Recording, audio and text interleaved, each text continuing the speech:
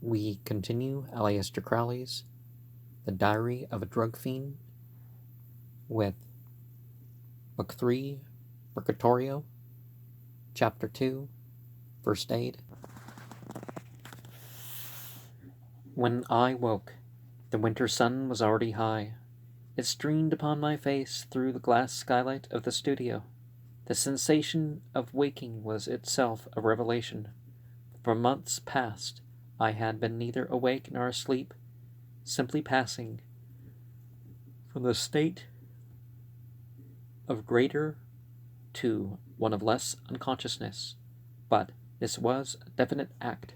King Lammas had gone out, and Lala had only just returned, for she was taking off her furs as I woke. I had been covered with blankets. She came and took them off and told me it was time to go and get my things from Greek Street and take them to the new rooms which she had engaged for us that morning.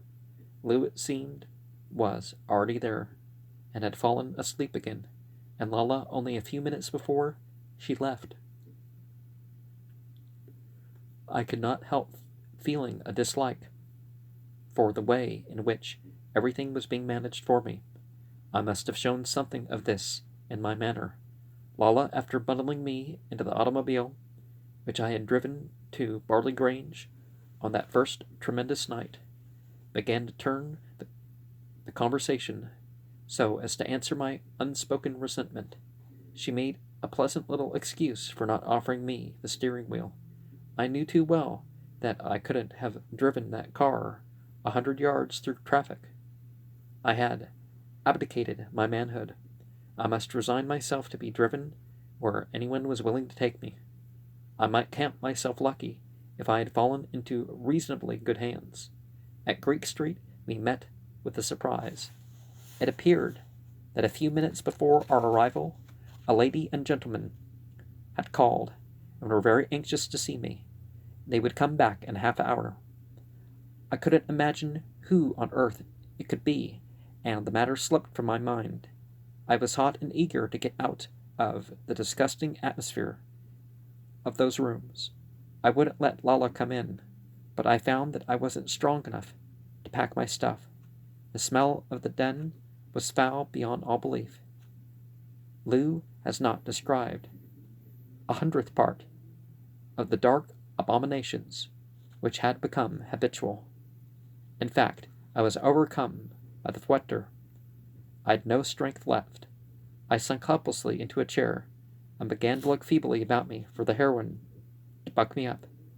I must have gone off into a sort of swoon, for I don't know how it happened. The fresh, cold air was blowing on my face. Our things had been packed as if by magic, and had been taken out to the motor.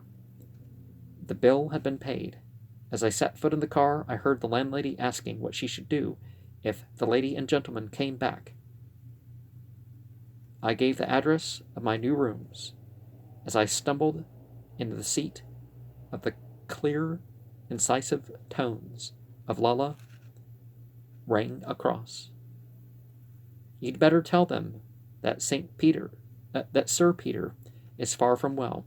He will probably not be able to see anyone this week. I sat limply, shaken by the vibrations of the car.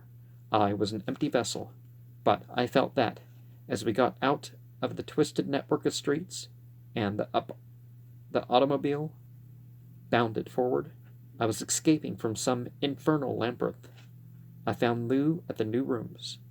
She was sitting in a big lounge chair, holding tight to the arms. Her face told the same tale as my own.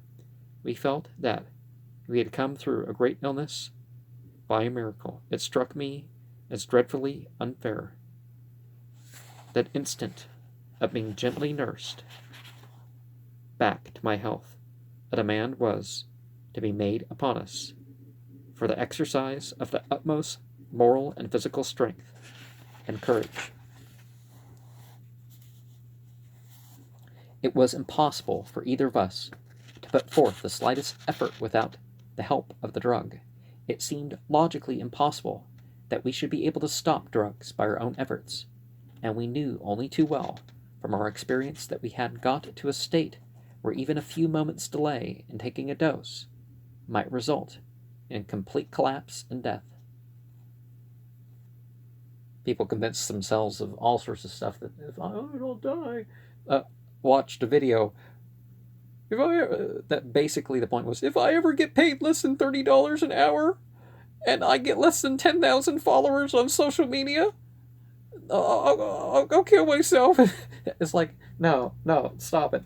Well, that's how they get more followers, right? I shall leave you children alone for an hour to get settled in, and then we might drive down and have lunch in the country, don't you think? But of course, you'll be needing heroin all the time, and I notice that you have a plentiful supply, so there's nothing to worry about there. It's not taking the drug that does the harm, it's the not knowing what you take. Well, nowadays, things are adulterated, so, it could be 1% heroin, it could be 10. It could be 32%. You can get it as strong as 32%. But it would be dyed black or yellow or something, so I guess you can tell the difference to some degree, but not close enough to make the dosing itself safer. So I brought you a couple charts marked off into hours. And what I want you to do is promise to make a cross in the proper space every time you take it. The condition was easy enough. What we had been dreading, in spite of what Lammas had said, was the forcible suppression which we had experienced at Barley Grange, and which had brought us to such extremities. But Lulla's last remark removed all our apprehensions. The matter was left entirely in our own hands. All we were asked was to keep a record of what we were doing. I couldn't see how the fact of putting a thing down could make any difference to the act itself. At that moment King Lammas came in and kept us amused for half an hour with a perfectly absurd story of some trifling adventure that had happened to him that morning. But despite his vivacity and interest which he excited, I found my hands instinctively going to the little wooden box in which I kept my heroin. I took a dose.